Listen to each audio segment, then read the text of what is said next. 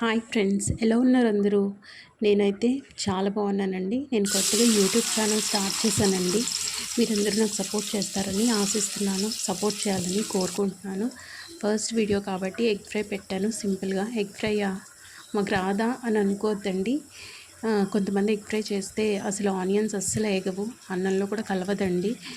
చాలామంది చిన్నపిల్లలు ఏం చేస్తారంటే ఆనియన్స్ తీసి పక్కన పెడతారు. కాబట్టి అలా కాకుండా ఎగ్ ఫ్రై బాగా టేస్టీగా అన్నంలో బాగా కలిసేటట్టు ఆనియన్స్ అస్సలు కనపడకుండా ఉండేలాగా పిల్లలకి బాగా నచ్చేలా చేయాలంటే ఇలా ఒకసారి ట్రై చేసి చూడండి.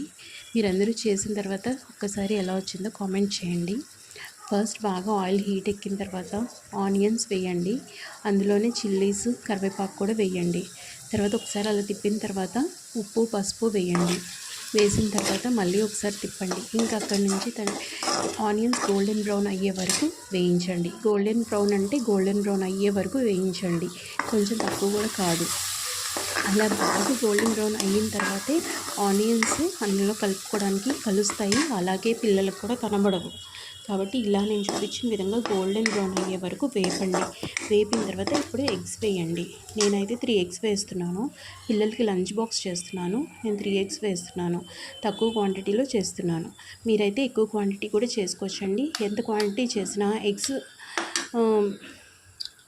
ఎన్ని వేసినా కూడా ఆనియన్స్ అయితే బాగా వేపితే చాలా బాగుంటుంది ఎగ్ ఫ్రై. కాబట్టి ఎగ్స్ బ్రేక్ చేసేటప్పుడు కూడా జాగ్రత్తగా బ్రేక్ చేయండి. పెంకులు పడితే మళ్ళీ పిల్లలు ఇష్టపడరు. కాబట్టి ఎగ్స్ బాగా అక్కడ పెంకులు పడకుండా బ్రేక్ చేసి వేయండి. వేసిన తర్వాత ఒక్కసారి తిప్పి వదిలేసేయండి.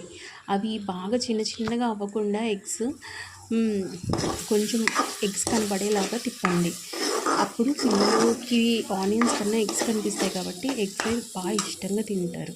నేనైతే వాళ్ళ లంచ్ బాక్స్లో మా పిల్లలకి ఎగ్ ఫ్రై పెట్టాను. వాళ్ళు ఇంకా ఒక్క మెతుకు కూడా వదలకుండా ఇవాళ బాక్స్ ఖాళీ చేసి తీసుకొస్తారు. ఇలా అయిన తర్వాత ఇందులో మనం చిల్లీ పౌడర్ యాడ్ చేయాలి. కొంచెం హాఫ్ స్పూన్ చిల్లీ పౌడర్ ఎక్కువే పడుతుంది. రెగ్యులర్గా వేసేదానికన్నా కొంచెం హాఫ్ స్పూన్ ఎక్కువ వేస్తే మనం అన్నం కలుపుకునేటప్పుడు బాగా కలుస్తుంది. కాబట్టి కొంచెం ఎక్కువ ఆయిల్, కొంచెం చిల్లీ పౌడర్ ఒక హాఫ్ స్పూన్ ఎక్కువ వేయండి. ఇలా 2 మినిట్స్ చిల్లీ పౌడర్ వేసాక 2 మినిట్స్ ఫ్రై చేసేసి ఇంకా స్టవ్ ఆపేస్తే మన యమ్మీ ఎగ్ ఫ్రై రెడీ అండి. పిల్లలకి ఎంతో ఇష్టమైన ఎగ్ ఫ్రై అండి. ఇది చూడడానికి ఎలా ఉంది, నేను ఇంకొంచెం ట్రై చేసి చూపిస్తాను చూడండి. ఇది ఎలా ఉంటుందంటే ఎగ్ ఫ్రైయా లేకపోతే బేజా ఫ్రైయా అన్నట్టు ఉంటుంది. చూడండి ఎంత యమ్మీగా ఉందో, చూడటానికి చాలా టెంప్టింగ్గా ఉంది కదా. ఇది చూస్తే బేజా ఫ్రై లాగా ఉంది, టేస్ట్ కూడా అలానే ఉంటుందండి.